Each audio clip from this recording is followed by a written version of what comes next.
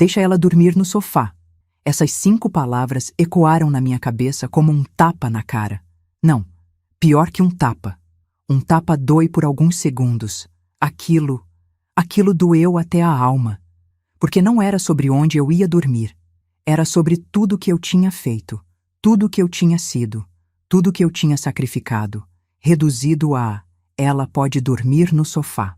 Se você é mãe, se você já se sacrificou por alguém que ama, se você já sentiu que deram sua dignidade de presente para outra pessoa, você precisa ouvir essa história. E se você está assistindo isso, por favor, se inscreva no canal e ative o sininho. Porque essa história vai te mostrar que nunca é tarde demais para recuperar seu valor. Meu nome é Ângela, tenho 67 anos. E durante 40 desses anos, eu vivi para uma única pessoa, meu filho Roberto. Quando meu marido morreu, Roberto tinha apenas 12 anos. Eu me lembro de olhar para aquele menino magro, de olhos vermelhos de tanto chorar no funeral, e fazer uma promessa silenciosa. Ele nunca sentiria falta de nada. Eu seria mãe e pai. Eu seria tudo. E fui. Trabalhei em 3 empregos simultâneos durante anos. De manhã, eu era faxineira em um escritório. À tarde, auxiliar de produção em uma fábrica de tecidos. À noite, quando Roberto dormia, eu costurava roupas para fora. Minhas mãos ficaram calejadas. Minha coluna, curvada. Meu rosto, envelhecido antes do tempo. Mas Roberto estudou em escola particular. Roberto teve computador quando os outros meninos da rua mal tinham televisão. Roberto fez faculdade de administração. Roberto abriu sua própria empresa de consultoria. Eu tinha uma casa simples de 2 quartos, em um bairro operário, algumas economias que juntei centavo por centavo, e a satisfação de ver meu filho bem-sucedido.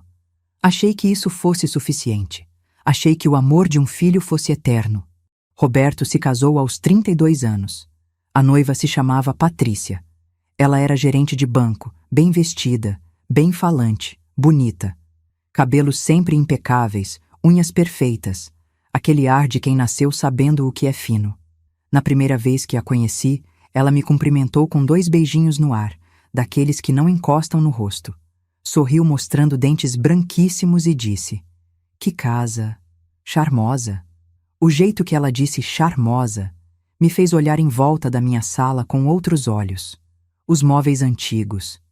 A televisão pequena, as cortinas que eu mesma tinha costurado. "A mãe do Roberto tem um coração enorme", disse Patrícia, pegando a mão de Roberto. "Ela fez tudo sozinha por você, amor. Deve ter sido muito difícil." Na época, achei que era empatia. Hoje eu sei. Estava fazendo inventário, calculando quanto eu tinha, quanto eu valia. O casamento foi lindo. Eu vendi umas joias que meu marido tinha me dado e paguei a festa. 200 convidados, buffet completo, decoração com flores importadas. Patrícia queria que fosse perfeito e eu queria que meu filho fosse feliz. "Mãe, você não precisava", Roberto disse quando soube. Mas seus olhos brilharam. Ele queria aquilo. Queria impressionar os amigos, os colegas, a família dela. E eu queria vê-lo feliz. Os primeiros anos foram tranquilos. Roberto visitava todo domingo. Sempre trazia os netos, João e Sofia. Aquelas 2 crianças eram minha razão de viver. João tinha os olhos do pai, aquele castanho quente. Sofia tinha meu nariz, arrebitado e pequeno. Eu guardava bala no pote, deixava eles mexerem na gaveta de bijuterias, contava histórias antes de dormir quando ficavam comigo. Sofia adorava ouvir sobre como o avô tinha pedido minha mão em casamento embaixo de uma mangueira. João queria saber sobre a época que eu trabalhava na fábrica. "Vovó era super-heroína", ele dizia, com aquela seriedade de criança de 6 anos. E eu sentia que sim, que tinha valido a pena. Todas as noites sem dormir, todos os ossos doloridos, toda a solidão. Valia por aquele abraço apertado, por aquele "te amo, vovó", sussurrado no meu ouvido. Mas então, as coisas começaram a mudar. As visitas foram se espaçando. Todo domingo virou 2 vezes por mês. 2 vezes por mês virou 1 vez. 1 vez por mês virou "a gente está muito ocupado, mãe". Quando eu ligava, era sempre Patrícia quem atendia. Ai, Ângela, as crianças estão com a agenda cheia. Natação, inglês, judô. Você entende, né? Queremos o melhor para eles. Eu entendia. Claro que entendia. Eu também queria o melhor. Mas por que o melhor não incluía a avó? Um dia liguei e ouvi Sofia ao fundo. É a vovó? Deixa eu falar com ela. E a voz de Patrícia, mais distante e mais clara. Agora não, Sofia. A vovó está ocupada. E ela desligou, na minha cara. Quando confrontei Roberto, ele suspirou com aquele cansaço de quem já teve essa conversa 1000 vezes com a esposa. Mãe, a Patrícia só está tentando manter as crianças na rotina. Você sabe como é difícil criar filhos hoje em dia. Não, eu não sabia. Porque quando eu criei meu filho, eu fiz sozinha, sem ajuda, sem dinheiro, sem descanso. E ainda assim, ele tinha todo o meu tempo. Mas eu não disse isso. Apenas mordi a língua e disse que entendia. Sempre entendi. Sempre aceitei. Sempre fui a mãe boa. A sogra que não se mete. A avó que espera ser chamada. Foi por isso que, quando Patrícia me ligou 6 meses atrás com uma proposta, eu quase chorei de alegria. Ângela, estava pensando aqui. Faz tanto tempo que a gente não tira férias em família, né? E as crianças estão crescendo tão rápido. O João já está com 9 anos. Acho que seria lindo se a gente alugasse uma casa em algum lugar bonito, tipo Búzios, e passasse uns dias todos juntos, que nem antigamente. Que você acha? Meu coração disparou. Todos juntos? Você, o Roberto, as crianças e eu? Exatamente. Uma casa grande, com vista para o mar, talvez uma piscina. As crianças iam amar, e seria tão especial ter a vovó junto. Eu já estava imaginando. Sofia correndo na areia, João pulando na piscina, eu fazendo café da manhã para todos, ouvindo risadas, vendo meu filho relaxado, tendo aqueles momentos em família que eu não tinha há anos. Eu adoraria, Patrícia. Adoraria mesmo. Que bom! Então você me ajuda a procurar um lugar legal? Pode ser difícil achar algo disponível nessa época. Claro, claro. Pode deixar comigo. Ah, e Ângela, a empresa do Roberto está meio apertada agora, sabe como é? Aquela história da pandemia perdeu alguns clientes. Então talvez fosse melhor se a gente dividisse os custos. Ou se você pudesse ajudar um pouquinho mais, já que a gente está com as despesas das crianças todas. Ali estava, a fisgada. Mas eu estava tão deslumbrada com a ideia de ter minha família junta que não vi. Sem problema. Eu pago. Sério? Ai, Ângela, você é um amor. As crianças vão ficar tão felizes. A gente nunca esquece isso, viu? Procurei por dias. Encontrei uma casa linda em Búzios. 3 quartos, 2 banheiros, sala enorme com porta de vidro para o deck, piscina, vista para o mar. R$ 10.500 por uma semana. Era quase tudo que eu tinha economizado nos últimos 2 anos, mas valia. Valia cada centavo. Quando mostrei as fotos para Patrícia, ela quase gritou: Perfeita! Reserva, reserva! Ai, as crianças vão surtar! Roberto me ligou naquela noite. Mãe, você não precisava gastar tanto. Eu quero, filho. Faz tanto tempo que não vejo meus netos direito. E vai ser bom para você também. Você tem trabalhado demais. Ouvi Patrícia ao fundo. Fala para ela que a gente ama ela. A Patrícia manda dizer que te ama, Roberto repetiu, mecânico. 3 semanas depois, estávamos indo para Búzios. Eu e Roberto na frente da caminhonete, Patrícia, as crianças e as malas atrás. A mãe de Patrícia, Maria, viria no dia seguinte com o marido. Eu não sabia que sua mãe vinha também, comentei, tentando não soar desapontada. Ah, é surpresa! Patrícia se inclinou do banco de trás, toda animada. Minha mãe estava tão sozinha desde que meu pai se aposentou. Achei que seria legal ter mais gente. Quanto mais, melhor, né? Quanto mais, melhor. Em uma casa de 3 quartos, com 7 pessoas. Mas tudo bem. Eu poderia dormir no sofá se precisasse. O importante era estar junto. A casa era ainda mais linda ao vivo. Branca, moderna, com um jardim que levava direto à piscina. O mar azul brilhava logo ali na frente, a poucos passos. Uau! João correu para dentro, Sofia atrás dele. Carregamos as malas. Eu peguei a minha, pequena, com roupas simples. As malas de Patrícia eram 3, enormes de marca. E então, aconteceu. Estávamos todos na sala. As crianças explorando a casa, Roberto verificando não sei o que no celular. Eu estava na cozinha, já querendo fazer alguma coisa, me sentir útil, quando ouvi Patrícia falar alto, em tom de quem estava organizando as coisas. Tá, gente. Vamos definir os quartos. Minha mãe e meu pai ficam na suíte master, que tem a banheira de hidromassagem. Eu e o Roberto ficamos no segundo quarto, que tem a cama king. As crianças ficam no terceiro quarto, que tem as beliches. Silêncio. Eu parei com a mão no armário, esperando. 3 quartos, 7 pessoas. Patrícia continuou, casual, como se estivesse comentando o clima. E ela pode dormir no sofá. É aquele sofá grande, deve ser até confortável. Ela, não a Ângela, não sua mãe, Roberto, não a avó das crianças. Ela, como se eu fosse um objeto, um cachorro, uma coisa. O sofá da sala, na casa que eu paguei. Os R$ 10.500 que saíram da minha conta. E eu ia dormir no sofá. Olhei para Roberto. Esperei. Esperei que ele dissesse algo. Que ele falasse: Patrícia, minha mãe vai dormir em uma cama. Que ele defendesse a mulher que trabalhou 3 empregos para ele ter computador, que vendeu joias para ele ter festa de casamento, que pagou aquela casa onde ela, a esposa dele, ia dormir em uma cama king. Roberto olhou para mim. Nossos olhos se encontraram. Eu vi algo ali. Desconforto? Culpa? Mas ele olhou para baixo e disse: Mãe, o sofá é grande e a sala tem ar-condicionado. Naquele momento, algo quebrou dentro de mim. Não foi um quebrar dramático com barulho. Foi silencioso, como quando uma rachadura pequena vira um abismo. Sorri. Aquele sorriso que eu tinha praticado a vida toda. O sorriso da mulher que entende, que aceita, que não quer causar problemas.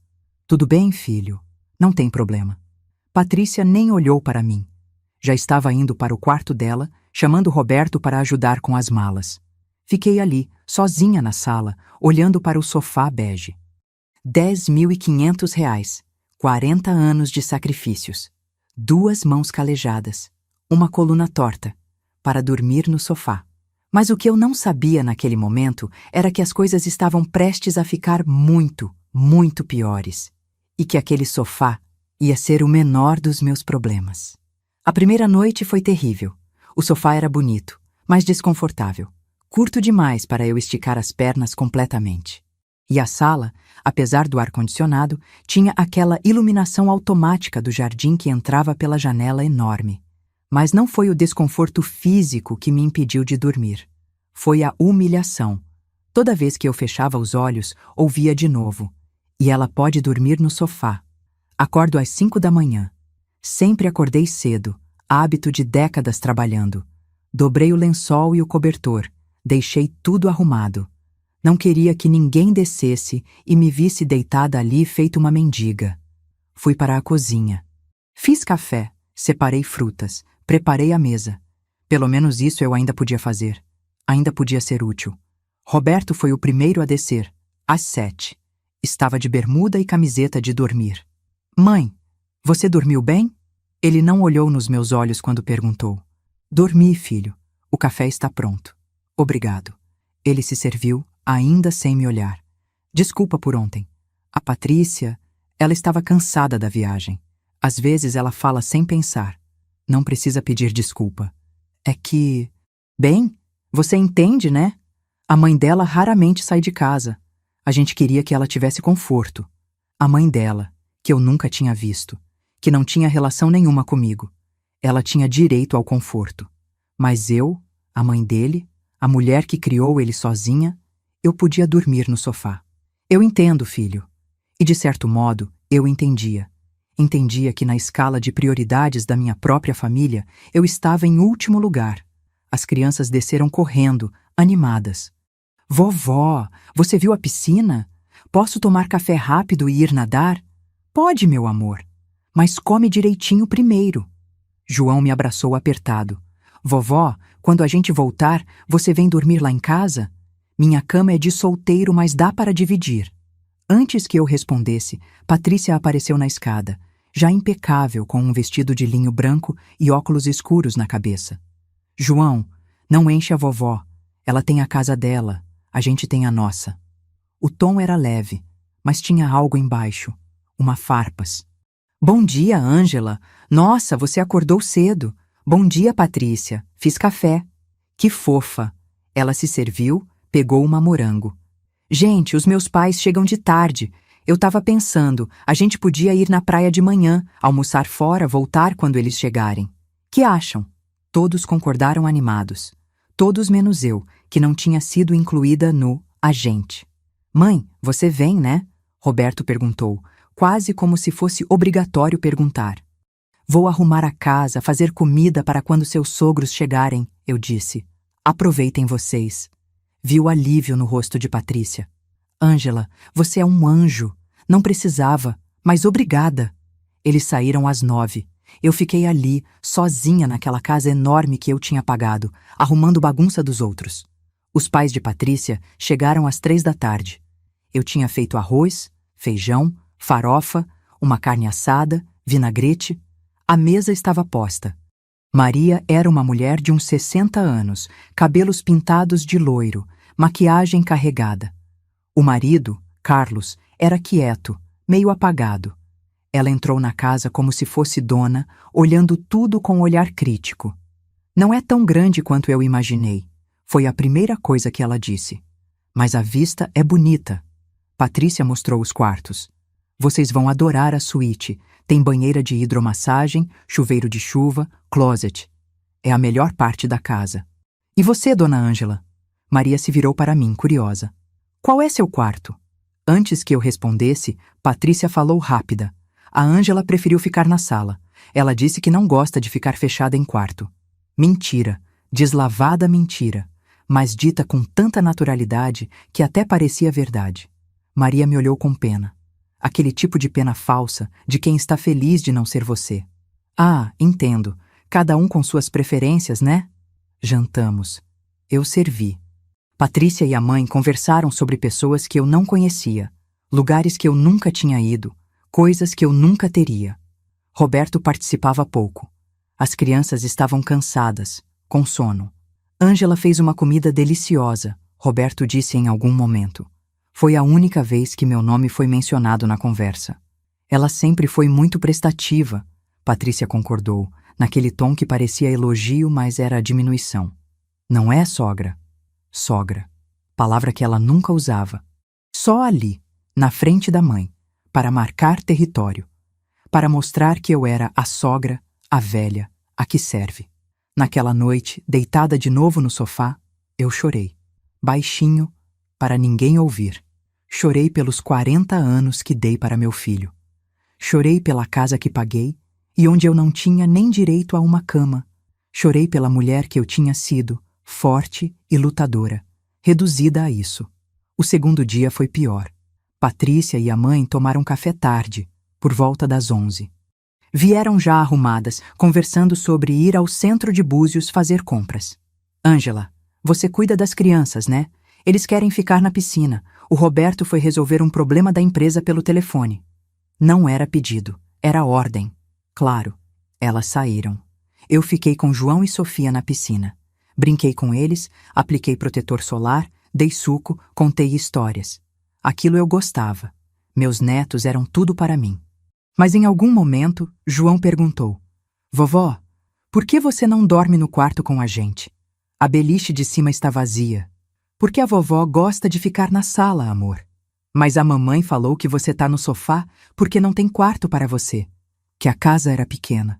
Mordi a língua. A mamãe estava brincando. Sofia franziu o nariz. Eu não gostei quando ela falou que você é velha e só vê televisão o dia todo. Você não é velha e você faz milhões de coisas. Meu coração apertou. Quando sua mãe falou isso? Ontem à noite. Eu fui beber água e elas estavam na sala. A avó Maria perguntou por que você estava no sofá e a mamãe disse que você gosta. E disse também que você é velha submissa? O que é isso? Velha submissa. Patrícia tinha me chamado de velha submissa para a mãe dela. É só um jeito de falar, amor. Não significa nada. Mas significava. Significava tudo. Aquela noite, depois que todos dormiram, eu estava na sala, deitada no sofá, olhando o teto. Não conseguia parar de pensar. Velha submissa. 40 anos de sacrifício resumidos à velha submissa. E então ouvi vozes. Patrícia e a mãe dela na varanda do quarto delas, que dava para o jardim lateral. As vozes vinham pela janela aberta. Eu te disse, mãe, ela é fácil de manipular. Mas você não acha que foi demais? A coitada pagou pela casa inteira. Coitada? Ela tem uma casa, quitada, no nome dela. Sabe quanto vale? Pelo menos R$500 mil. E ela aqui, dormindo no sofá, fazendo comida para todo mundo, cuidando das crianças de graça. É o mínimo que ela pode fazer. Silêncio. Depois, a voz de Maria. E o Roberto? Ele não fala nada? O Roberto faz o que eu mando. Ele me deve muito. A empresa dele estava quebrada quando a gente se casou, você lembra? Eu que arrumei empréstimos no banco. Eu que reestruturei as finanças. Ele sabe que sem mim, ele não é nada. Você é dura com ele. Eu sou realista. Olha, mãe, eu tenho um plano. Um plano grande. Meu coração começou a acelerar. Eu me levantei silenciosa, cheguei mais perto da janela. Que tipo de plano? A Ângela está velha, começa a esquecer as coisas. Você viu hoje de manhã? Ela esqueceu onde colocou a chave da casa. Ficou procurando por 10 minutos. Mentira. Eu não tinha esquecido chave nenhuma. Mas o que Patrícia estava tramando? E se ela está ficando esquecida, senil, ela precisa de cuidados, especializados. Patrícia, escuta, mãe. Aquela casa dela vale R$500 mil. As economias que ela tem devem dar mais uns 100 mil. E ela não tem mais ninguém além do Roberto. Se o Roberto tiver que interná-la, por segurança dela, é claro, em uma boa clínica de repouso, bem longe, alguém vai ter que administrar os bens dela, fazer procuração, vender a casa para pagar a clínica. Você está falando em roubar a sogra? A voz de Maria estava chocada. Não é roubar, é gestão de bens. Eu trabalho em banco, mãe. Eu sei como essas coisas funcionam. Um laudo de um psicólogo amigo meu dizendo que ela tem início de demência, mais alguns episódios de confusão mental bem documentados, e pronto. A gente faz uma procuração para o Roberto, interna ela, vende a casa, pega o dinheiro. Meu sangue gelou. Eu estava ouvindo aquilo, estava sonhando. Não podia ser real. E o Roberto concorda? O Roberto nem precisa saber de tudo. Quando ele descobrir, já vai estar feito.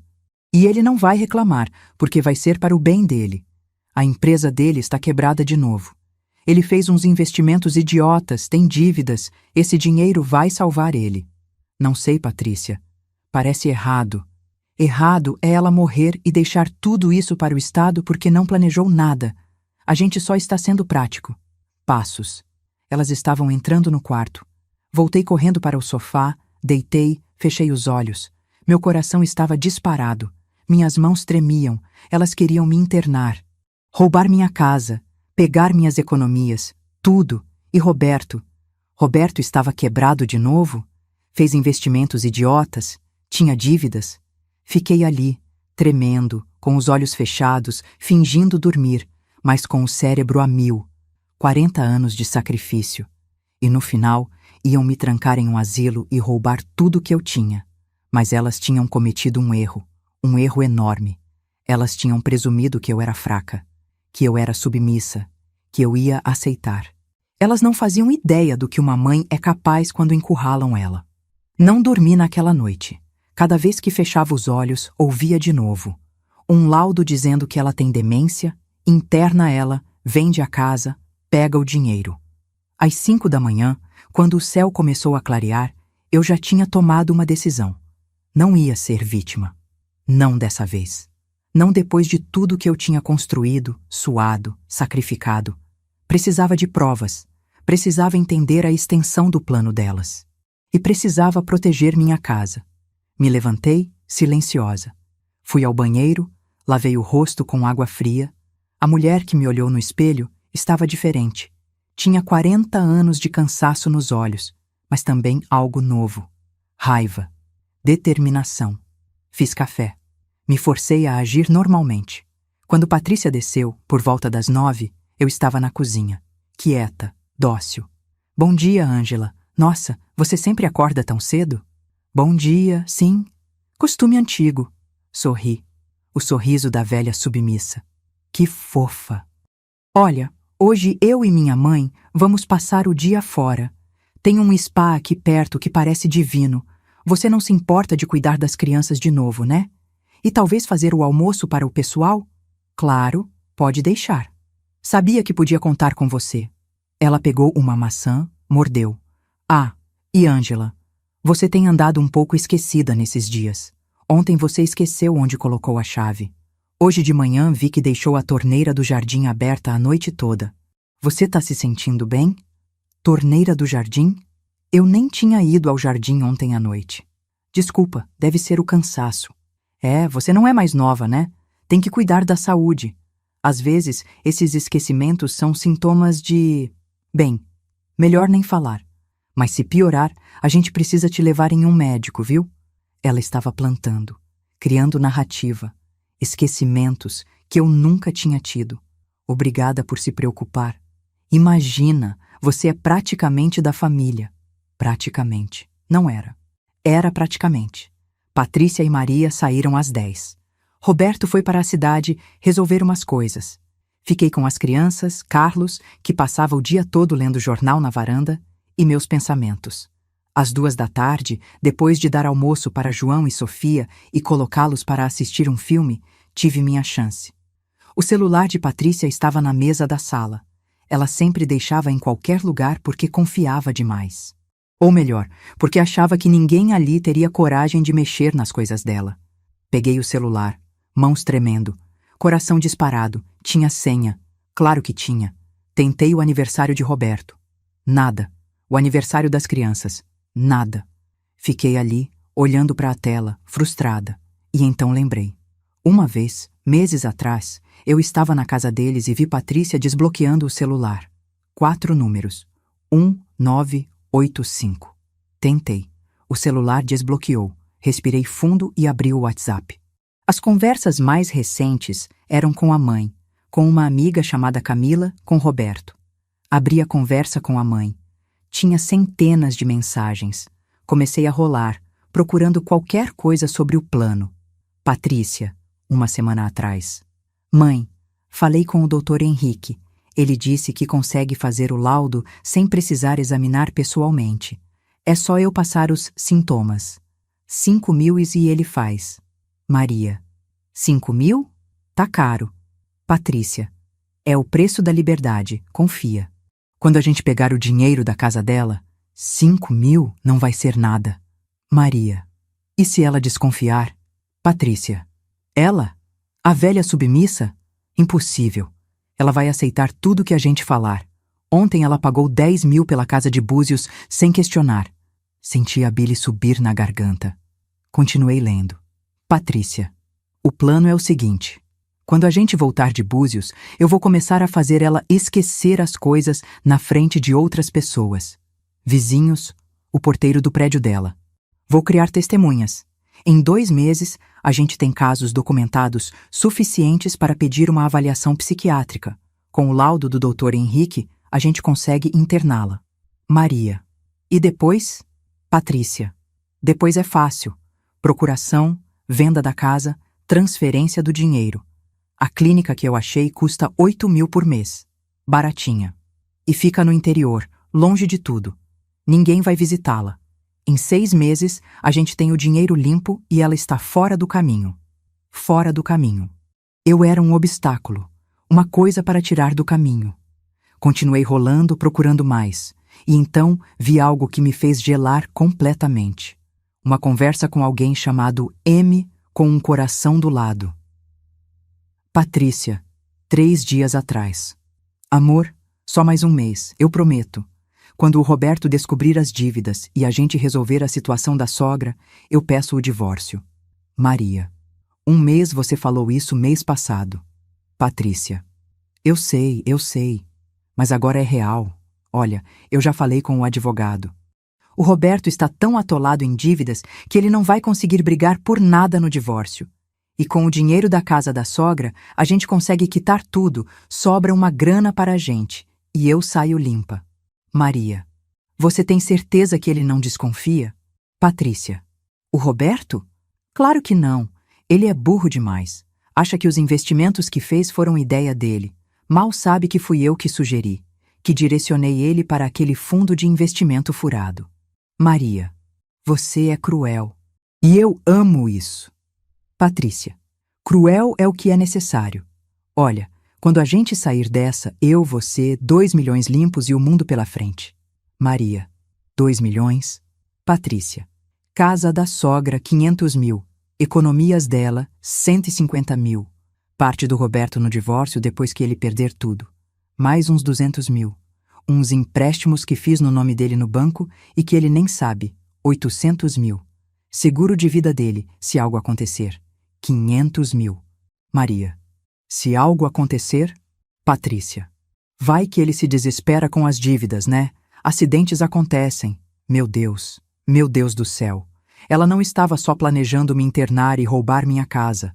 Ela estava sabotando meu filho, criando dívidas no nome dele, planejando destruí-lo financeiramente. E tinha um seguro de vida. Se algo acontecer, ela estava planejando matar meu filho? Minhas mãos tremiam tanto que quase deixei o celular cair. Respirei fundo. Pensei rápido. Precisava de provas reais. Abri a câmera do meu próprio celular e comecei a fotografar. Cada mensagem, cada conversa. A conversa com a mãe sobre o laudo falso. A conversa com M sobre o divórcio, sobre o dinheiro, sobre Roberto. Fotografei tudo. Dezenas de fotos. Mãos tremendo, coração na boca, ouvidos atentos para qualquer barulho de carro chegando. Quando terminei, coloquei o celular de Patrícia exatamente onde estava. Fui ao banheiro e tranquei a porta. Sentei na tampa do vaso, tremendo. Li as fotos de novo. Não era pesadelo. Era tudo real. Patrícia não era só uma nora interesseira. Ela era uma criminosa. Uma golpista profissional. E ela estava usando meu filho como marionete para um plano elaborado de fraude, roubo e possivelmente homicídio. Roberto estava em perigo. E ele nem sabia. Lavei o rosto de novo. Olhei no espelho. A mulher ali não era mais a Ângela submissa. Era uma mãe protetora. Uma leoa. Saí do banheiro. As crianças ainda assistiam o filme. Carlos roncava na varanda. Tudo normal. Mas nada era normal. Nada nunca mais seria normal. Precisava de um plano. Um plano melhor que o de Patrícia. Um plano que protegesse minha casa, meu filho e meus netos. E sabia exatamente por onde começar. Peguei meu celular e liguei para minha amiga Dolores. Dolores morava no mesmo bairro que eu há 30 anos. Ex-secretária de um escritório de advocacia, tinha contatos, sabia das coisas, era esperta. Ângela, tudo bem? Como está Búzios? Dolores, preciso de ajuda. É urgente. Minha voz deve ter soado estranha porque ela imediatamente ficou séria. O que aconteceu?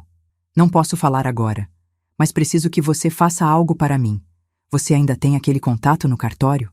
O João? Tenho. Por quê? Preciso de uma cópia certificada da escritura da minha casa. Autenticada, com firma reconhecida, tudo. Preciso urgente. Ângela, você está me assustando. Depois eu explico tudo. Pode fazer isso para mim? Claro. Vou lá amanhã de manhã. Mas me conta o que está acontecendo. Estou descobrindo quem são as pessoas de verdade, Dolores. E está sendo assustador. Desliguei. Segundos depois, mandei a ela, por WhatsApp, algumas das fotos mais importantes. As mensagens sobre o laudo falso, sobre a internação, sobre a venda da casa. Guarda isso. Não mostra para ninguém. Mas se algo acontecer comigo, você sabe o que fazer. Meu Deus, Ângela. O que é isso? Minha nora está planejando me internar em um asilo para roubar minha casa. Eu vou matar essa vagabunda. Calma, eu tenho um plano, mas preciso da sua ajuda. O que você precisar, qualquer coisa. Sorri. Tinha uma aliada. Agora precisava de mais informações. Naquela noite, no jantar, observei tudo. Cada gesto, cada olhar. Patrícia estava animada, falando sobre o spa, sobre como estava relaxante aquela viagem. Roberto estava quieto, meio pálido, olhando o celular a cada 5 minutos. Tudo bem, filho? Perguntei. Hã? Ah, sim. Só uns problemas no trabalho. Que tipo de problema? Nada demais, mãe. Depois eu resolvo. Patrícia tocou o braço dele, carinhosa. Eu quase vomitei vendo aquela falsidade. Amor, você trabalha demais. Hoje é dia de relaxar. Deixa o trabalho para segunda. É, você tem razão. Ela sorriu. Doce, amorosa. A esposa perfeita. A atriz perfeita. Depois do jantar, quando todos foram para os quartos, fingi ir dormir. Mas fiquei acordada, atenta. Por volta da meia-noite, ouvi uma porta abrindo. Passos silenciosos. Espiei. Era Patrícia, saindo pela porta da frente, celular na mão. Levantei, silenciosa, e a segui até a varanda lateral. Ela estava fazendo uma ligação, falando baixo. Sim, está tudo certo. Não, ele não desconfia de nada. Na segunda-feira eu transfiro mais um pouco. Amor, eu sei, mas preciso ser cuidadosa. Só mais um mês e a gente está livre. Era com M, o amante. Voltei para dentro antes que ela me visse. Deitei no sofá, coração acelerado. Patrícia não era só gananciosa. Ela era metódica, paciente, perigosa, mas eu também podia ser.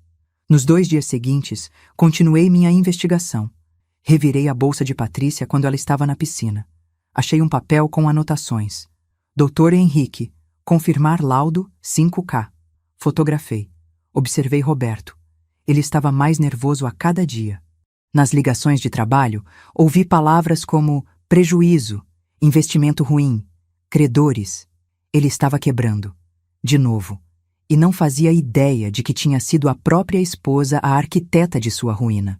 Na penúltima noite, outra conversa na varanda. Patrícia e Maria. Mãe, quando a gente voltar, começa. Eu vou começar a testar a memória dela na frente de vizinhos. Você tem certeza disso, filha? Tenho. Olha, ela é velha. Ninguém vai duvidar. E o Roberto está tão afundado que ele vai aceitar qualquer solução que eu der. É perfeito. No último dia, Roberto me chamou para conversar. Estávamos na varanda, só nós dois, enquanto as crianças brincavam na piscina. Mãe, eu queria te pedir desculpas. Por quê, filho? Por deixar você no sofá, por não ter defendido você quando a Patrícia... Eu tenho sido um filho ruim. Meu coração apertou. Ali estava um menino que eu criei, enterrado sob camadas de manipulação, mas ainda ali. Você não é um filho ruim. Você está perdido. Ele olhou para mim surpreso. Como você sabe? Mãe sabe, filho. Sempre sabe. Peguei a mão dele. Quando a gente voltar, precisamos conversar. Sério. Sobre sua vida. Sobre decisões que você tem tomado. Sobre muitas coisas. Tá tudo muito confuso, mãe. Eu fiz uns investimentos que não deram certo. E agora eu não sei como resolver. A gente resolve junto. Mas eu preciso que você confie em mim. Posso contar com isso? Ele assentiu, olhos marejados. Sempre pôde, mãe. Então, quando eu precisar que você confie em mim, mesmo que pareça loucura, você vai confiar? Vou. Naquele momento, eu soube. Soube que quando chegasse a hora, Roberto estaria do meu lado. E a hora estava chegando. No caminho de volta para São Paulo, no último dia, eu estava silenciosa no banco da frente. Patrícia e as crianças cantavam no banco de trás. Roberto dirigia. Olhei pela janela. A paisagem passava. E eu pensava no que estava por vir. Dolores tinha conseguido a escritura certificada. Tinha também o nome de um advogado, Dr. Saraiva, especialista em direito de família e crimes financeiros. Eu tinha provas, tinha aliados, tinha determinação. Patrícia olhou para mim pelo retrovisor e sorriu. Ângela, obrigada por ter pago por essa viagem. Foi maravilhoso. Foi sim, eu disse, sorrindo de volta. Mas meu sorriso não era submissão. Era guerra. Ela achava que tinha me quebrado, que tinha me transformado em uma velha inútil, dormindo no sofá, servindo os outros, aceitando humilhações. Ela achava que o plano dela era perfeito, mas ela tinha esquecido uma coisa. Eu tinha criado meu filho sozinha. Tinha trabalhado 3 empregos. Tinha sobrevivido a 40 anos de luta. Eu não era fraca. E ela estava prestes a descobrir isso da pior maneira possível. Voltamos para São Paulo em uma terça-feira. Roberto me deixou em casa por volta das 7 da noite. As crianças estavam cansadas, já dormindo no banco de trás. Obrigado por tudo, mãe. Por pagar a viagem, por cuidar das crianças. Ele me abraçou. Um abraço rápido, meio sem jeito. De nada, filho. A gente se fala durante a semana? Claro, eu te ligo. Entrei na minha casa. Fechei a porta. E pela primeira vez em 7 dias, respirei. Meu lar. Meu pequeno, simples, sagrado lar. A casinha de 2 quartos pela qual eu tinha trabalhado décadas. Cada móvel tinha uma história. Cada cômodo, uma lembrança. E Patrícia queria roubar isso de mim. Não ia acontecer. Liguei para Dolores. Conseguiu? Consegui. A escritura está aqui, certificada, com firma reconhecida em cartório. E conversei com o Dr. Saraiva. Ele quer falar com você amanhã de manhã. 9 horas no escritório dele. Endereço: Rua Augusta, 1247, sala 503. Obrigada, Dolores. Você é minha salvação. Só me promete uma coisa. Quando você destruir essa vagabunda, eu quero detalhes. Todos. Sorri. Prometo. Naquela noite, imprimi todas as fotos que tinha tirado das conversas de Patrícia. Organizei por data, por assunto. Fiz um dossiê completo. Mensagens sobre o laudo falso, sobre a internação, sobre o plano de roubar minha casa, sobre o amante, sobre as dívidas que ela estava criando no nome de Roberto. Tinha 30 páginas quando terminei. 30 páginas de evidências de fraude, manipulação, conspiração para cometer crimes. Na manhã seguinte, fui ao escritório do Dr. Saraiva. Ele era um homem de uns 50 anos, cabelos grisalhos, óculos, ar sério, mas gentil. Dona Ângela, a Dolores me falou um pouco da situação, mas preciso que a senhora me conte tudo, desde o começo. E eu contei. Cada detalhe. A viagem, o sofá, as conversas que escutei, as mensagens que fotografei. Mostrei o dossiê. Dr. Saraiva leu tudo. Sua expressão ficou cada vez mais grave. Dona Ângela, isso aqui é muito sério. Conspiração para cometer fraude. Falsificação ideológica, se ela de fato conseguir esse laudo falso. Crimes contra o patrimônio. E dependendo de como interpretar essas mensagens sobre o seguro de vida, pode configurar até mesmo conspiração para homicídio. Eu sei. Por isso vim ao senhor. A senhora quer processar sua nora? Quero proteger minha casa, meu filho e meus netos. Se processar ela é o caminho, então sim. Vou ser franco. Com essas provas, a senhora tem um caso sólido, mas vai ser doloroso. Para seu filho, especialmente. Ele vai ter que saber de tudo. A traição, as dívidas, o plano. Ele precisa saber, antes que seja tarde demais. Dr. Saraiva assentiu. Então vamos fazer o seguinte. Primeiro, vamos proteger seu patrimônio. Vou fazer um documento declarando você plenamente capaz, com avaliação de um psiquiatra idôneo. Vou também registrar essas evidências em cartório, com data e hora, para que não possam ser contestadas depois. E depois?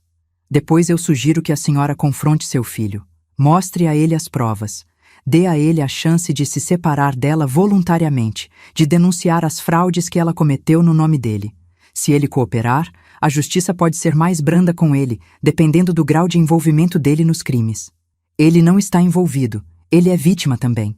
Espero que sim, porque se não conseguirmos provar isso, Dona Ângela, seu filho pode ser preso junto com sua nora. Meu coração apertou. O que eu faço? Marca um encontro com ele, sozinho, mostra as provas, vê a reação dele. Se ele for inocente, ele vai cooperar. Se não for... Dr. Saraiva não terminou a frase. Ele é inocente, eu conheço meu filho. Espero que esteja certa. Saí do escritório com um plano de ação.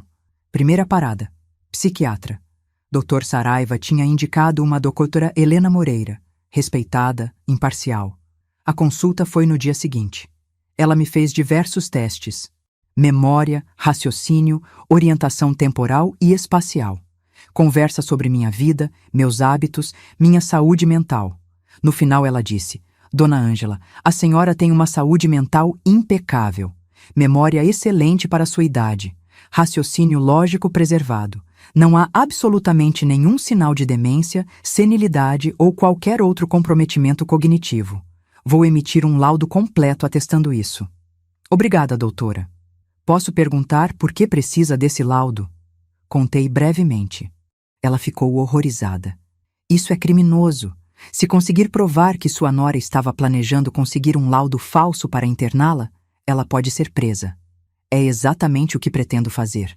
Com o laudo em mãos, registrei tudo em cartório. As provas, o dossiê, o laudo psiquiátrico, a escritura da casa. Tudo devidamente certificado, datado, impossível de contestar. Agora, faltava a parte mais difícil: confrontar Roberto. Liguei para ele na quinta-feira. Filho, podemos nos encontrar? Só eu e você.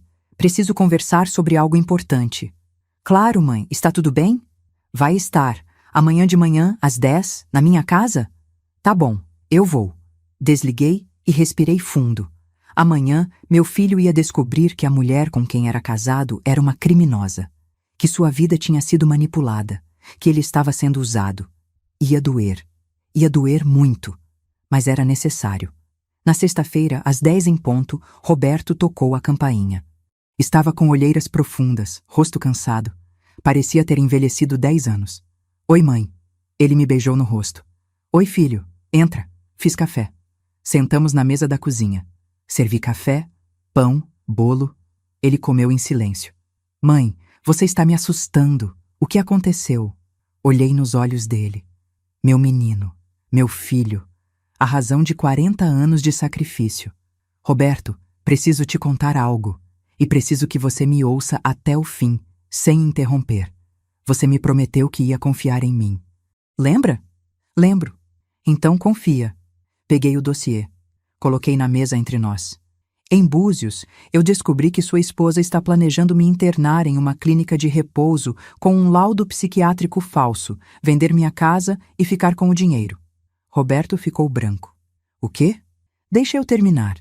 Ela também está tendo um caso, com alguém chamado M, e está planejando se divorciar de você assim que conseguir o dinheiro da minha casa e destruir você financeiramente. Mãe, que loucura é essa? A Patrícia não faria isso. Ela me ama. Ela não ama, filho. Ela está usando você. E eu tenho provas. Abri o dossiê. Mostrei as primeiras páginas. As mensagens sobre o laudo falso, sobre a internação, sobre a venda da casa. Roberto lia cada vez mais pálido. As mãos tremiam. Mãe, isso não pode ser real. Tem mais. Virei as páginas. As mensagens com M. Sobre a traição. Sobre o divórcio planejado. Sobre investimentos que fiz no nome dele? Que investimentos? Ela sabotou você, Roberto. Ela sugeriu investimentos ruins de propósito para quebrar você. Para te deixar vulnerável, dependente dela. Não, ela não faria isso. E tem mais. Olha aqui. Apontei para a mensagem sobre o seguro de vida. Seguro de vida dele se algo acontecer. Vai que ele se desespera com as dívidas, né? Acidentes acontecem. Roberto leu, releu, leu de novo, e então começou a chorar. Não foi aquele choro silencioso de homem adulto. Foi um soluço profundo, de criança, de dor, de traição, de quebra completa.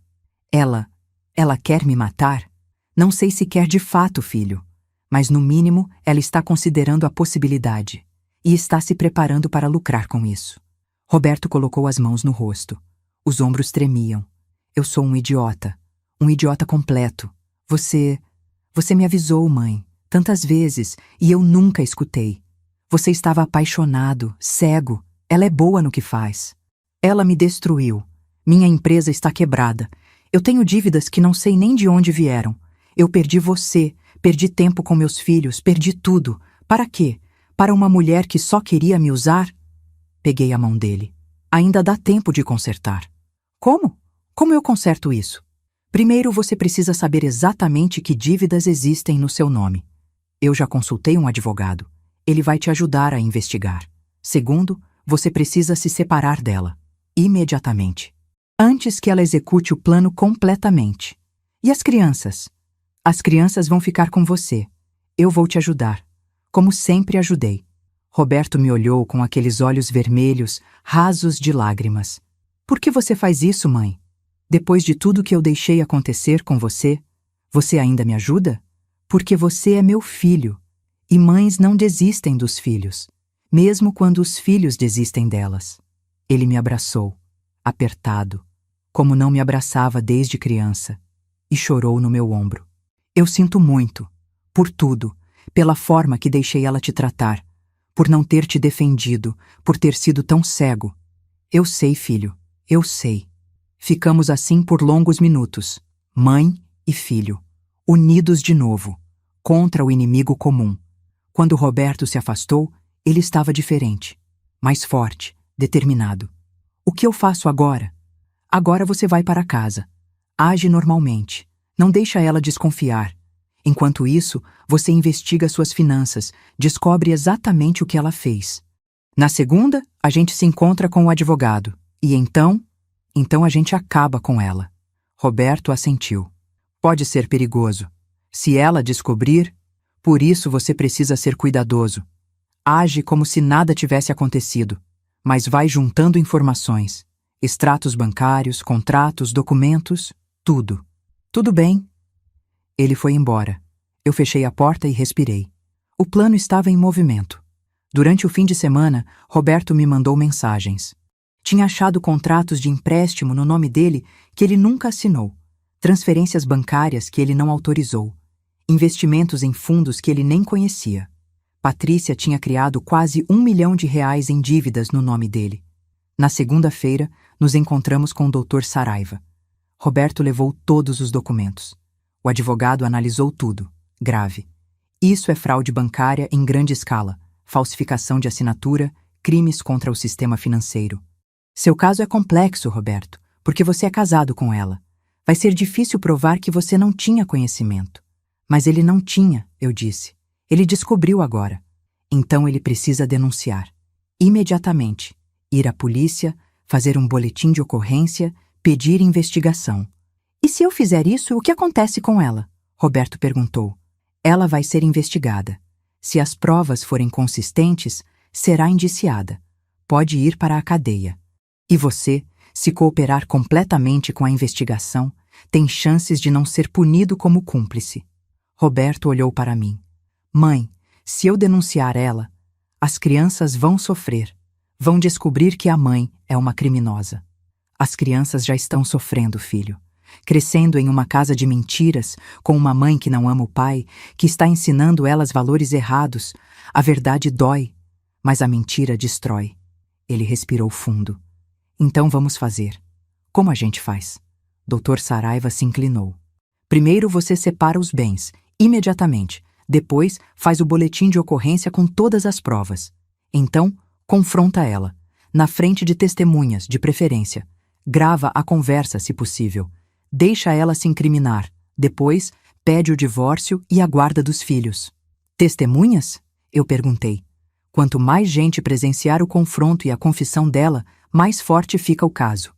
Então eu sei exatamente quando fazer, eu disse. Roberto me olhou, confuso. Quando? Na festa de aniversário de Sofia, sábado que vem. Vai estar toda a família da Patrícia, nossos amigos, vizinhos. Perfeito. Dr. Saraiva sorriu. Perfeito. Patrícia tinha planejado minha destruição nos mínimos detalhes. Tinha tramado por meses. Tinha sido cuidadosa, meticulosa, cruel. Mas ela tinha subestimado uma coisa. Uma mãe protegendo seu filho é a força mais perigosa do universo. E no aniversário de 9 anos da minha neta, o mundo de Patrícia ia desmoronar. A semana passou devagar. Cada dia era uma tortura de ansiedade, planejamento e segredos. Roberto agiu perfeitamente. Continuou indo para casa todos os dias como se nada tivesse mudado. Beijava Patrícia na bochecha, jantava com ela, dormia no mesmo quarto. Mas por dentro, ele estava fervendo de raiva e desespero. É difícil, mãe, ele me disse em uma de nossas ligações secretas. Olhar para ela e saber o que ela fez, o que ela planejou. Fingir que está tudo normal. Eu sei, filho, mas é só mais alguns dias. E quanto mais natural você agir, menos ela vai suspeitar.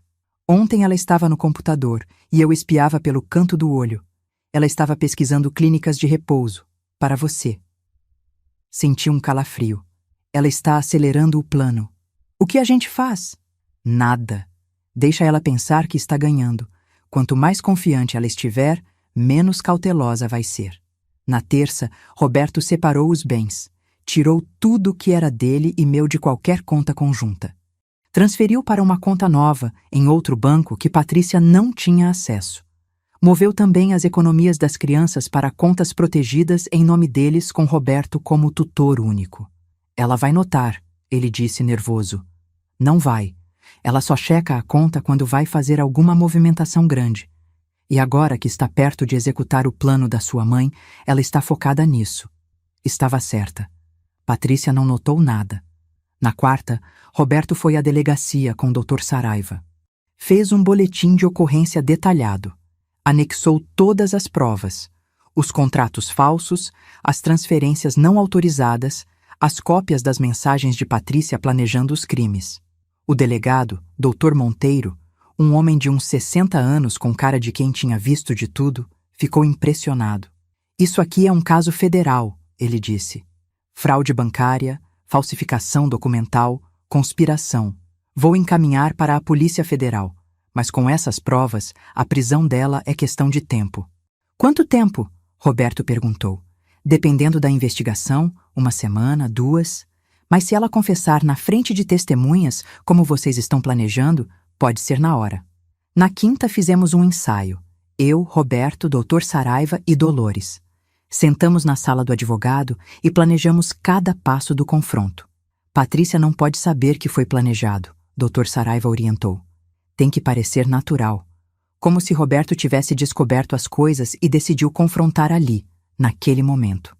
Como? Roberto perguntou. Você vai chegar na festa normal, vai cantar parabéns, vai cortar o bolo. E aí, em um momento que todo mundo estiver reunido, você chama atenção. Diz que tem um anúncio importante. E se ela fugir? Por isso você precisa de gente bloqueando as saídas, discretamente. Dolores, você pode? Posso. Levo meu marido e meus 2 filhos, todos adultos, grandões. A gente se posiciona perto das portas. E eu vou gravar tudo, eu disse, mostrando meu celular novo que Dolores tinha me ajudado a comprar. Áudio e vídeo. Perfeito. E eu vou estar lá também, como convidado. Sou amigo da família, certo? Se ela tentar algo, eu intervenho legalmente. Revisamos o plano 3 vezes. Cada palavra que Roberto ia dizer. Cada documento que ia mostrar. Cada reação possível de Patrícia e como lidar. E se ela negar tudo? Roberto perguntou. Ela vai. No começo. Mas você tem as provas. E quando perceber que não tem saída, vai fazer uma de 2 coisas: desmoronar ou atacar. Atacar como? Verbalmente. Vai tentar virar o jogo. Acusar você de algo, implorar, manipular. É o padrão de pessoas assim. Mas você não pode ceder. Tem que ficar firme. Vou ficar. Na sexta, fui com Dolores comprar um vestido novo. Para a festa, eu disse a ela. Quero estar bonita quando aquela víbora cair. Dolores riu. Você está diferente, Ângela. Mais forte. Estou. Passei a vida sendo empurrada, aceitando, abaixando a cabeça. Mas chega. Quando alguém tenta te destruir, você tem 2 opções: se curva ou se levanta. Eu escolhi me levantar. Comprei um vestido azul marinho, elegante, mas simples. Sapatos baixos, confortáveis, nada chamativo. Mas me senti diferente quando me vi no espelho. Senti que era eu mesma de novo. Ângela. Não a sogra submissa. Não a velha inútil. Eu. No sábado de manhã, o dia da festa, acordei às 5. Não conseguia dormir mesmo. Fiz café, sentei na varanda, olhei o céu clareando. Em algumas horas, 40 anos de manipulação, humilhação e planos malignos iam ser expostos. Patrícia ia cair. Roberto ia se libertar. E eu ia recuperar minha dignidade. Mas tinha medo também. Medo de que algo desse errado. Medo da reação de Patrícia. Medo de como as crianças iam reagir. João e Sofia, meus netos, iam ver a mãe sendo desmascarada. Iam sofrer, mas não tinha outro jeito. Crianças são resilientes. Dor passageira é melhor que uma vida de mentiras. Às 2 da tarde, cheguei no salão de festas que Patrícia tinha alugado. Era em um clube espaçoso, decorado com o tema Frozen que Sofia adorava. Balões azuis e brancos, castelo inflável, mesa de doces enorme. Patrícia estava lá, linda como sempre, vestido branco, cabelo preso, sorrindo para os convidados. A anfitriã perfeita. Ângela, ela me cumprimentou com beijinhos falsos. Você está linda, adorei o vestido. Obrigada, Patrícia. A festa está linda. Né? Eu me esforcei. Queria que fosse perfeita para a Sofia. Ela se inclinou, baixando a voz. Ah, e Ângela, depois da festa, queria conversar com você sobre uma coisa. É sobre sua saúde. Tenho notado uns esquecimentos e tal. Achei um médico muito bom, especialista em idosos. Acho que seria bom você fazer uma avaliação. Olhei nos olhos dela. Tão confiante. Tão certa de que ia ganhar. Claro, Patrícia, a gente conversa depois. Ótimo. Ela me deu um tapinha no braço e foi cumprimentar outros convidados. Dolores chegou logo depois, com o marido Ronaldo e os filhos Marcelo e André. Todos corpulentos, sérios. Posicionaram-se estrategicamente perto das duas portas do salão. Doutor Saraiva chegou às 3, discreto, com a esposa. Misturou-se aos convidados como se fosse só mais um amigo da família. Roberto estava tenso. Eu via nos olhos dele, mas estava agindo bem. Brincava com as crianças, conversava com os convidados, sorria. Às 4, cantamos parabéns. Sofia estava radiante, vestida de Elsa, soprando as velhinhas. João pulava ao lado dela. Aquele momento era deles. Puro, inocente.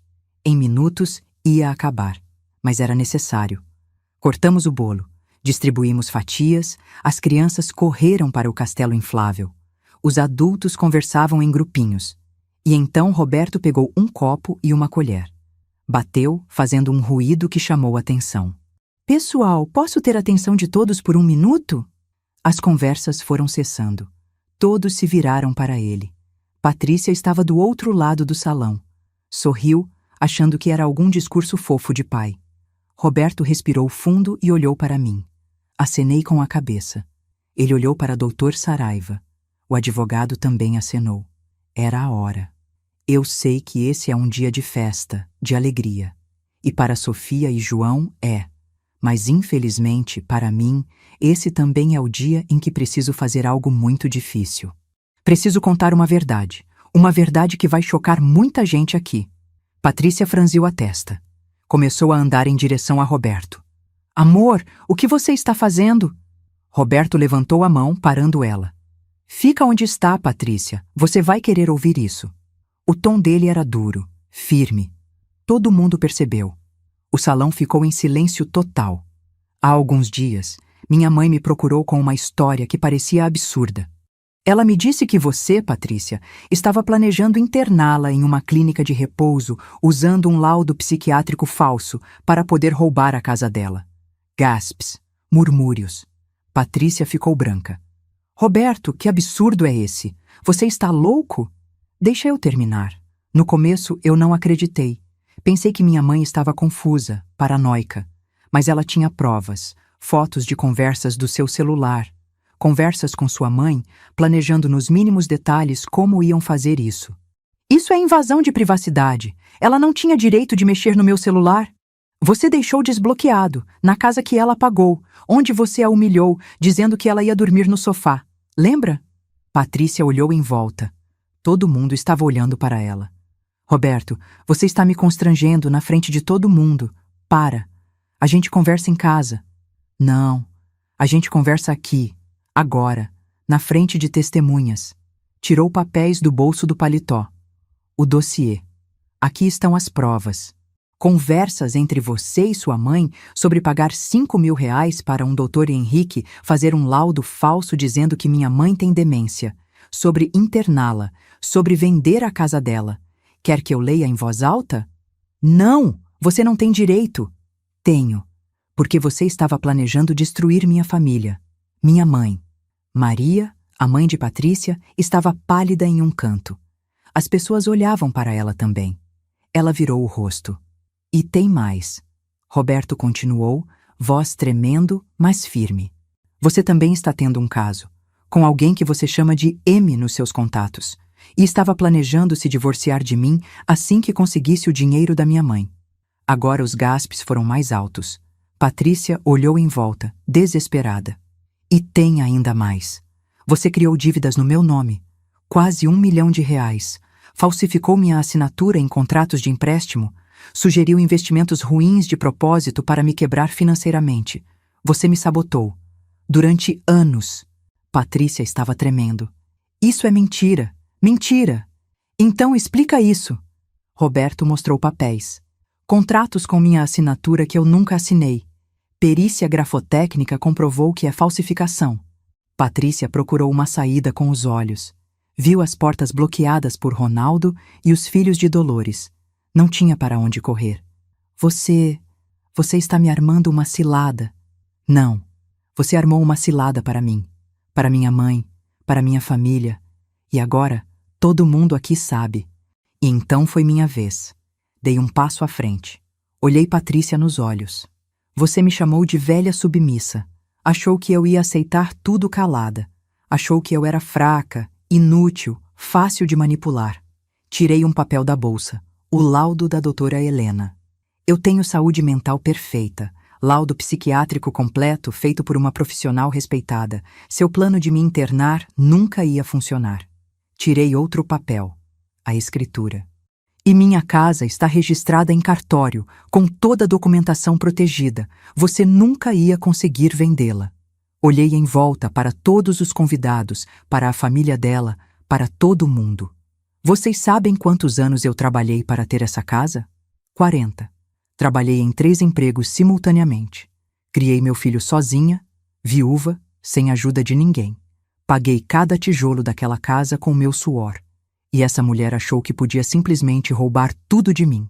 Voltei-me para Patrícia. Mas você errou, porque eu posso ser velha, posso ser simples, mas eu não sou submissa. Nunca fui, e você acabou de descobrir isso. O silêncio no salão era ensurdecedor. Você podia ouvir o vento passando pelas janelas abertas, o som distante das crianças no castelo inflável, alheias ao drama adulto que se desenrolava. Patrícia estava no meio do salão, sozinha, com todas as atenções voltadas para ela. Seu rosto tinha passado do branco para o vermelho. Raiva, medo, desespero. Vocês não entendem, ela começou, voz trêmula. A Ângela, ela estava ficando esquecida. Eu estava tentando proteger ela, tentando proteger todo mundo. Vocês não viram como ela estava em Búzios, confusa, perdendo coisas. Mentira, eu disse firme. Você inventou que eu estava perdendo coisas. Você mesma escondeu a chave da casa para poder depois dizer que eu tinha esquecido onde estava. Como você sabe disso? A pergunta escapou antes que ela pudesse se controlar. Porque eu ouvi. Ouvi você falando com sua mãe na varanda, sobre o Dr. Henrique, sobre o laudo falso, sobre o plano de internar eu e roubar minha casa. Os olhos de Patrícia se arregalaram. Você estava escutando? Eu estava deitada no sofá, naquele sofá onde você me colocou, na casa que eu paguei. E vocês falavam como se eu fosse um objeto, uma coisa velha e inútil para tirar do caminho. Eu não quis dizer... Você disse exatamente isso, Roberto interrompeu. Eu li as mensagens, Patrícia. A velha submissa, fácil de manipular, fora do caminho. Você falava da minha mãe como se fosse lixo. A mãe de Patrícia deu um passo à frente, envergonhada. Patrícia, isso é verdade?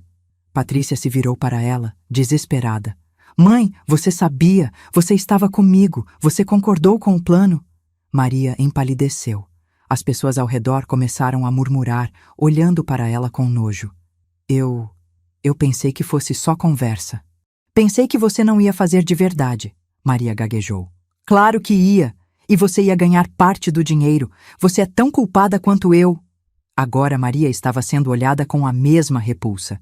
Carlos, o marido dela, se afastou um passo, como se não quisesse ser associado. Dr. Saraiva se adiantou, mostrando sua carteira de advogado.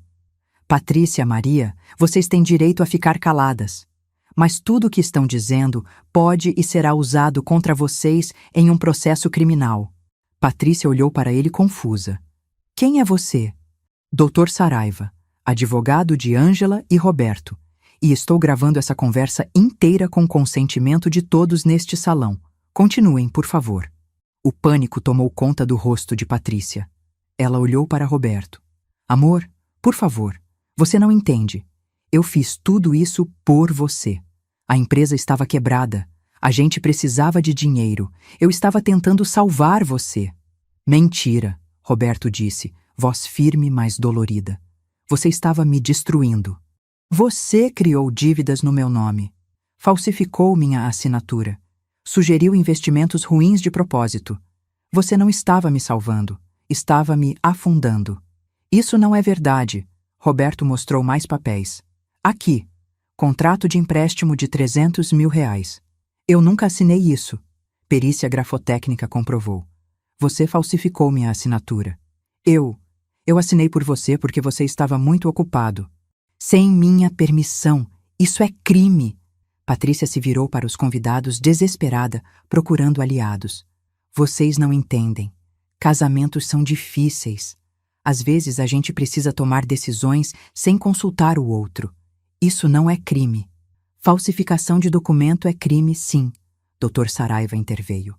Fraude bancária é crime. Conspiração para cometer fraude é crime. E planejamento de internação forçada com documentação falsa é crime. E traição? Uma voz feminina veio do fundo. Era Camila, a melhor amiga de Patrícia, que tinha aparecido na festa. E ter um amante enquanto destrói seu marido, isso não conta? Patrícia olhou para Camila, traída. Como você... Eu vi as mensagens, quando você me emprestou seu celular semana passada para fazer uma ligação. Vi você falando com MSV, você planejando fugir com ele, com o dinheiro do Roberto. Eu não disse nada porque achei que era problema seu. Mas agora eu vejo que você é pior do que eu imaginava. Camila, você não entende? Eu entendo sim. Você é uma golpista, uma criminosa. E eu fui amiga de você durante anos sem saber. Patrícia estava cercada, sem aliados, sem saída. E então ela fez o que pessoas desesperadas fazem. Atacou. Virou-se para Roberto, olhos brilhando de raiva. Você quer saber a verdade? A verdade completa? Tudo bem, vou contar. Patrícia, você tem o direito de ficar calada, Dr. Saraiva avisou. Cala a boca, ela gritou para o advogado. Depois olhou para Roberto. Você acha que é inocente? Você acha que não sabia de nada? Você sabia sim. Sabia do quê? Roberto estava confuso. Das dívidas. Você sabia que sua empresa estava quebrada. Eu te avisei várias vezes. Mas você não quis ouvir. Continuou fazendo investimentos idiotas, gastando dinheiro que a gente não tinha. E quando eu sugeri pegar emprestado com sua mãe ou usar a casa dela como garantia, você concordou. Eu nunca concordei em falsificar documentos. Você concordou em usar ela. Você disse, a gente precisa de dinheiro, faz o que for preciso. Lembra? Na noite depois que o banco negou o nosso último empréstimo? Você disse, faz o que for preciso? Roberto ficou pálido. Eu disse isso no desespero. Não pensei que eu ia fazer o trabalho sujo. Pois é, eu fiz. Porque alguém precisava salvar essa família. Salvando, roubando minha mãe? Sua mãe tem dinheiro, tem uma casa quitada, economias, e ela nunca fez nada com isso. Só fica lá, sozinha, guardando tudo. Para quê? Para dar para você quando ela morrer? Então por que não dar agora, quando a gente precisa? O raciocínio dela era tão distorcido que as pessoas ao redor ficaram chocadas. Dei um passo à frente. Porque é meu dinheiro, minha casa. Eu trabalhei por isso, e eu decido o que fazer com isso. Não você. Você é egoísta, Patrícia gritou para mim. Egoísta! Seu filho está se afogando em dívidas e você fica aí, sentada no seu dinheiro, sem ajudar. Meu filho está se afogando porque você o afundou. Eu gritei de volta. Você criou dívidas no nome dele, você sabotou a empresa dele, você fez tudo isso de propósito. Eu fiz para poder controlar a situação. Se ele estivesse bem-sucedido, ele não precisaria mais de mim. Ele me deixaria, como todos os homens deixam. Eu precisava que ele dependesse de mim. Silêncio. Ela tinha confessado, admitido tudo, na frente de 50 pessoas. Roberto a olhava como se estivesse vendo um monstro. Você me sabotou para me manter preso a você?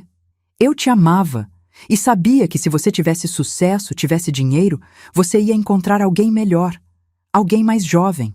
Então eu fiz o que precisava fazer para te manter, destruindo minha vida, destruindo minha mãe, traindo eu com outro homem.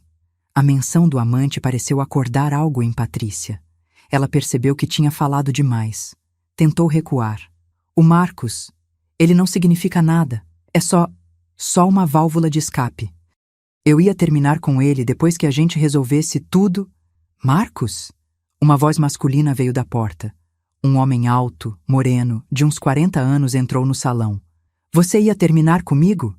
Patrícia empalideceu completamente. Marcos, o que você está fazendo aqui? Você me convidou, lembra? Disse que era aniversário da sua sobrinha. Eu vim te dar uma surpresa. Ele olhou em volta, viu Roberto. Espera, esse é seu marido? Marcos, deixa eu explicar. Você me disse que estava separada, que só faltava assinar os papéis. Eu estou. Quer dizer, eu ia... É complicado. Marcos olhou para Roberto. Cara, desculpa. Eu não sabia. Ela me disse que estava divorciada. Roberto apenas acenou com a cabeça, exausto demais para reagir. Marcos olhou para Patrícia com nojo. Você é uma mentirosa. A gente terminou. E saiu do salão. Patrícia ficou ali, no meio de todo mundo, completamente destruída. Sem marido, sem amante, sem plano, sem futuro. E então ela fez a última coisa que lhe restava. Tentou chantagem. Olhou para Roberto, olhos calculistas de novo. Tudo bem. Você quer o divórcio? Você quer me destruir?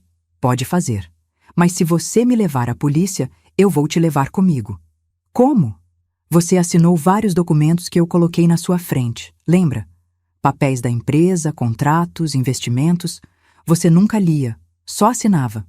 Bem, alguns desses papéis eram, digamos, questionáveis. Você é tão culpado quanto eu. E se eu cair, você cai comigo. Roberto ficou branco. Que papéis? Fraudes fiscais, sonegação, empréstimos fraudulentos. Sua assinatura está em todos. Você vai para a cadeia, Roberto. E aí, quem vai cuidar das crianças? Sua mãe? A velha que quase coloquei no asilo? Foi longe demais. Dei um passo, firme, e olhei nos olhos dela. Você vai deixar meu filho em paz. Ou o quê? Você vai fazer o quê, velha? Eu vou contar para a polícia que você confessou, na frente de 50 pessoas, que forçou Roberto a assinar documentos sem saber o que era, que você manipulou ele, que você é a única culpada. Ninguém vai acreditar. Todo mundo aqui ouviu. Dolores disse, dando um passo à frente. Eu ouvi. Eu também, Camila disse. E eu, disse um homem que eu não conhecia, provavelmente algum amigo dos pais de Patrícia. Um por um, todos os adultos no salão levantaram a mão. Eu ouvi! 50 testemunhas. Patrícia olhou em volta desesperada. Não tinha saída. E então ela tentou fugir. Correu para a porta, mas Marcelo, filho de Dolores, a bloqueou. Para onde você pensa que vai? Saia da frente! Não posso! A polícia já está vindo. Dr. Saraiva ligou há 10 minutos. Patrícia se virou, selvagem, procurando outra saída. Correu para a porta dos fundos. André estava lá. Ela estava presa. Se jogou no chão. Começou a chorar. Não era choro real. Era teatro.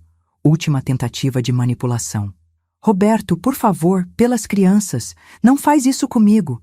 Eu sou a mãe deles. Você vai destruir nossa família. Roberto se aproximou. Olhou para ela de cima. E pela primeira vez, eu vi meu filho como um homem completo. Forte. Decidido. Você destruiu nossa família quando decidiu usar a gente para seus jogos. Quando decidiu sabotar eu. Quando decidiu roubar minha mãe. Quando me traiu. Você fez tudo isso. Eu só estou terminando o que você começou. Sirenes do lado de fora. A polícia tinha chegado. 2 policiais entraram no salão. Dr. Saraiva se adiantou, mostrou os documentos, o boletim de ocorrência, as provas todas. Essa é Patrícia Andrade. Está sendo acusada de fraude bancária, falsificação documental e conspiração para cometer fraude e cárcere privado. Um dos policiais olhou para Patrícia. A senhora precisa vir conosco. Não, eu não fiz nada. Eles estão mentindo. Mas os policiais já tinham visto as provas. Já tinham ouvido os relatos das testemunhas. Colocaram algemas nela. Patrícia Andrade, você está presa. Você tem o direito de permanecer em silêncio. Tudo o que disser pode e será usado contra você. Eles a levantaram. Ela se debateu, gritou, chorou. Mas não adiantava. Quando passaram por mim, ela me olhou com ódio puro. Isso é culpa sua. Sua. Você destruiu minha vida. Olhei de volta, firme. Não. Você destruiu a sua própria vida quando decidiu destruir a minha. Eles a levaram. As sirenes foram sumindo na distância. O salão ficou em silêncio. E então ouvi uma voz pequena, assustada. Papai, o que está acontecendo? João e Sofia tinham saído do castelo inflável. Tinham visto tudo. A mãe sendo levada pela polícia. Meu coração partiu. Roberto se ajoelhou na frente deles. Vem aqui vocês dois. Eles correram para ele. Ele os abraçou apertado. A mamãe fez coisas erradas. Coisas muito erradas. E agora ela precisa responder por isso. A mamãe vai para a cadeia? Sofia perguntou, olhos cheios de lágrimas. Não sei, filha. Talvez. Mas o que importa agora é que vocês dois estão seguros. E que eu e a vovó vamos cuidar de vocês. Sempre. A vovó também? João olhou para mim. Me ajoelhei ao lado de Roberto. Sempre, meu amor. A vovó sempre vai estar aqui. Eles me abraçaram. E naquele abraço, senti que valia a pena. Toda a dor, todo o medo, todo o confronto. Valia por eles, por meu filho, por minha família de verdade. Maria, a mãe de Patrícia, se aproximou, envergonhada. Ângela, eu sinto muito. Eu deveria ter impedido ela. Deveria ter. Você deveria, eu disse, firme. Mas você escolheu ser cúmplice. E agora vai ter que viver com isso. Ela baixou a cabeça e saiu, Carlos arrastando ela pelo braço. Os convidados começaram a sair, um por um, em silêncio respeitoso. Alguns me abraçaram. Outros apenas acenaram. Dr. Saraiva se aproximou. Ângela, Roberto, vocês foram muito corajosos hoje, mas o caminho ainda é longo. Vai ter investigação, processo, julgamento. Eu sei, Roberto disse, e eu vou cooperar com tudo. Quero que tudo seja investigado. Quero limpar meu nome. Vamos fazer isso, juntos. Dolores foi a última a sair. Me abraçou apertado. Você é uma leoa, Ângela. Uma leoa. Obrigada por tudo, amiga. Sempre. Ficamos ali, só eu, Roberto e as crianças, no salão vazio, cheio de balões e decoração de festa.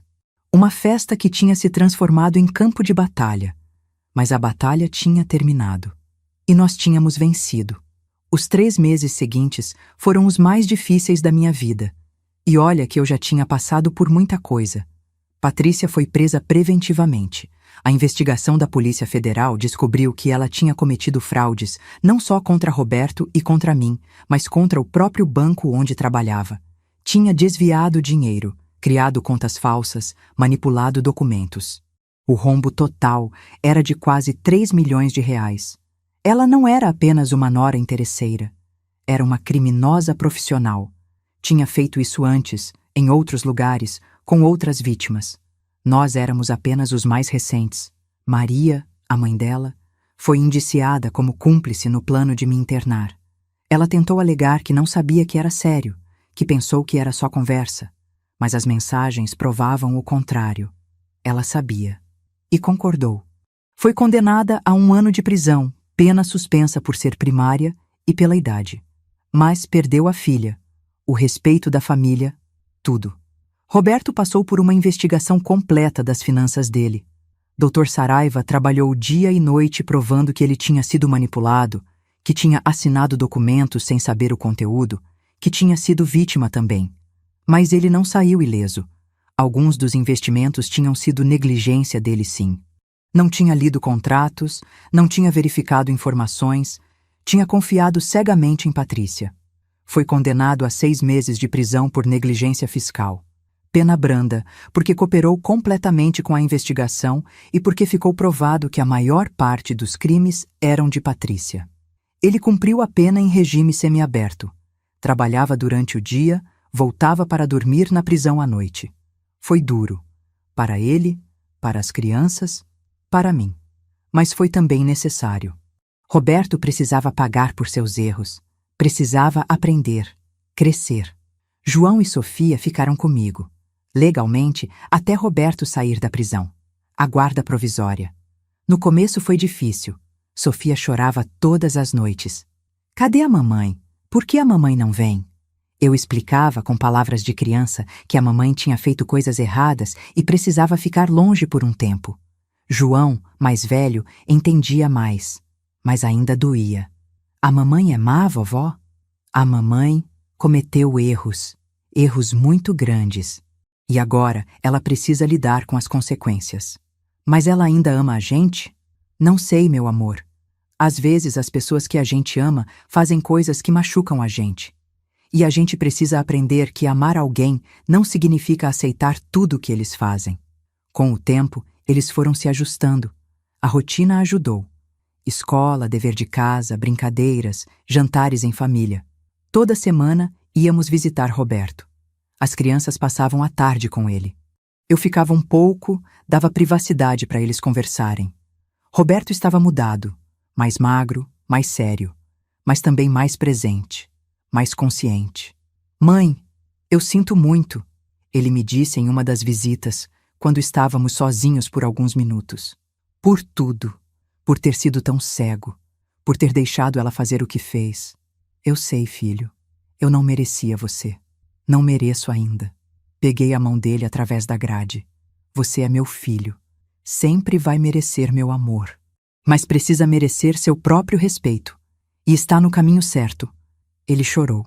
Pela primeira vez em anos, meu filho adulto chorou na minha frente sem vergonha.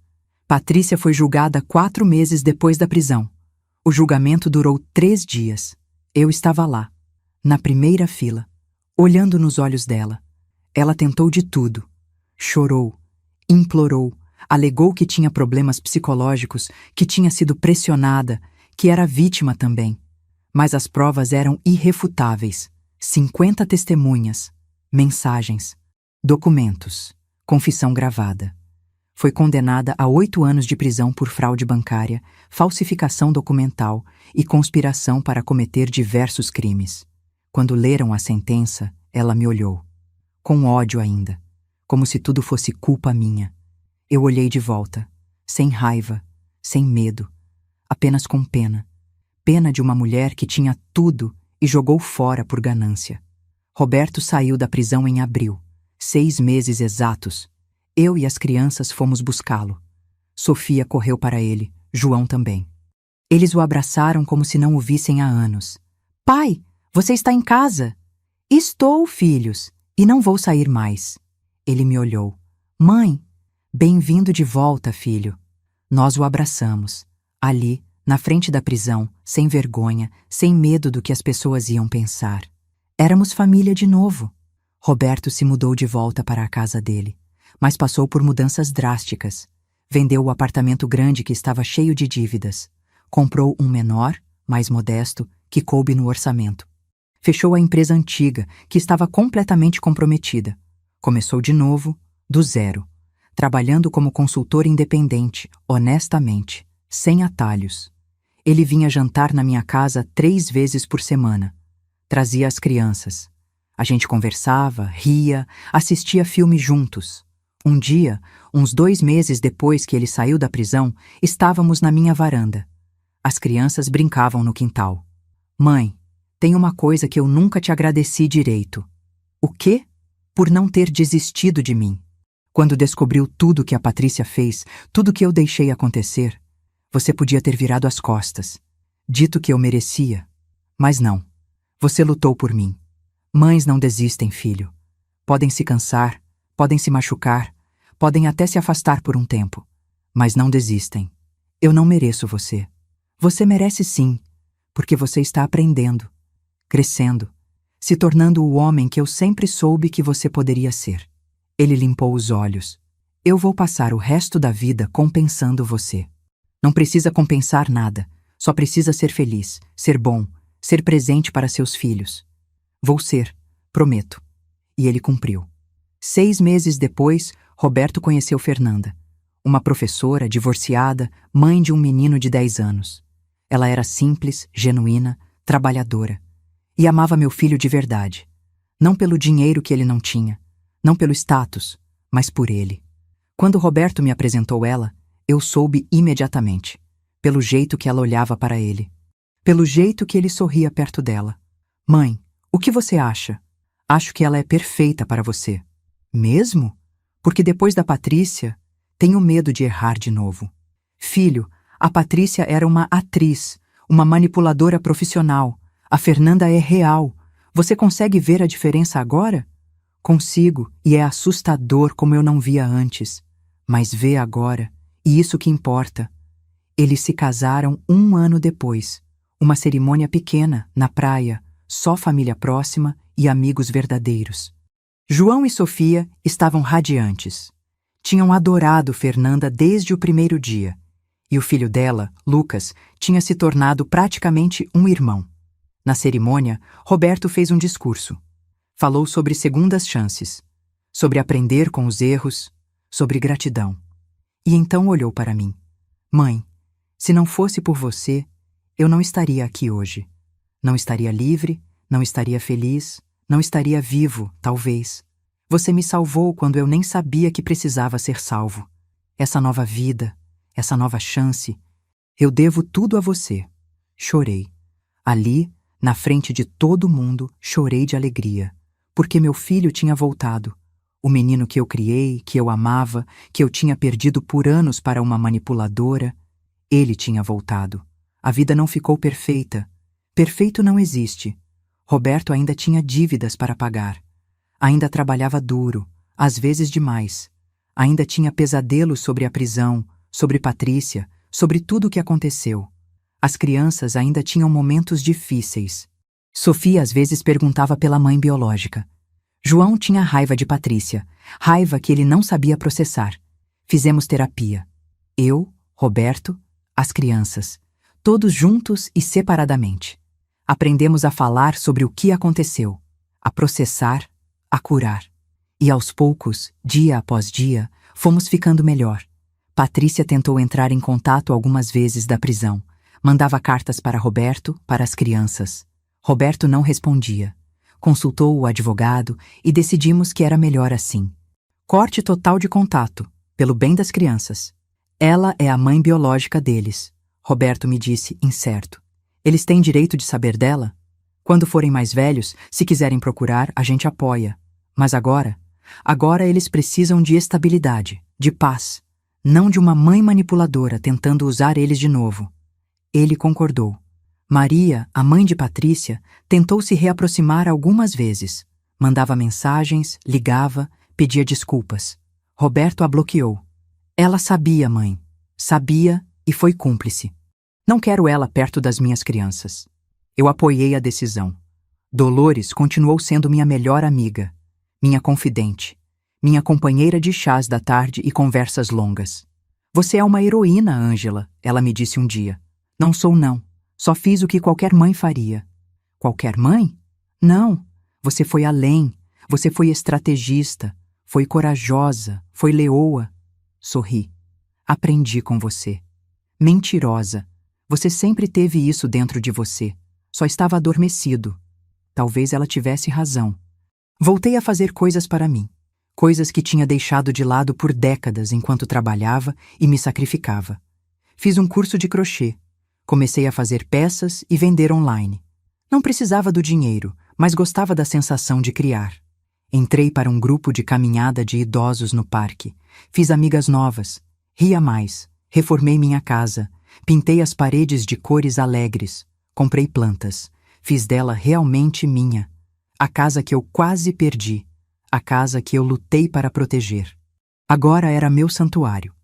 Um dia, 2 anos depois de tudo, estava na varanda da minha casa. Era fim de tarde. O céu estava alaranjado, bonito. Roberto tinha acabado de ir embora com Fernanda e as crianças. Tinham jantado comigo, rido, conversado sobre as coisas bobas do dia a dia. João tinha me mostrado uma redação que fez na escola, sobre heróis. Ele tinha escrito sobre mim: minha avó é minha heroína porque ela nunca desiste. Mesmo quando as pessoas são ruins com ela, ela não fica ruim de volta. Ela fica forte. Chorei lendo aquilo. Chorei e abracei meu neto apertado. Sofia tinha me dado um desenho. Dela, de João, de Roberto, de Fernanda, de Lucas e de mim. Todos de mãos dadas. Nossa família. Coloquei o desenho na geladeira. Ao lado de fotos, ímãs, lembretes de dentista das crianças. Toda a bagunça linda de uma vida normal, real. E agora, sentada na varanda, olhando o céu, eu pensei em tudo que tinha passado. A humilhação de dormir no sofá na casa que eu paguei. A dor de ouvir minha nora me chamar de velha submissa. O medo quando descobri o plano dela de me internar e roubar tudo de mim. A raiva quando descobri que ela estava destruindo meu filho. A coragem que precisei para lutar de volta. O confronto. A exposição, a prisão dela, o processo longo de cura, de reconstrução, de perdão. E agora a paz. Não a paz de quem desistiu, a paz de quem lutou e venceu. Peguei meu celular. Fazia tempo que não atualizava meu status, mas senti que precisava escrever algo. Digitei. Aos 67 anos, aprendi que nunca é tarde para lutar por si mesma. Que ser gentil não significa ser fraca, que aceitar não é o mesmo que se submeter, e que a vingança mais doce não é destruir quem te machucou, mas reconstruir sua própria vida e ser feliz apesar deles.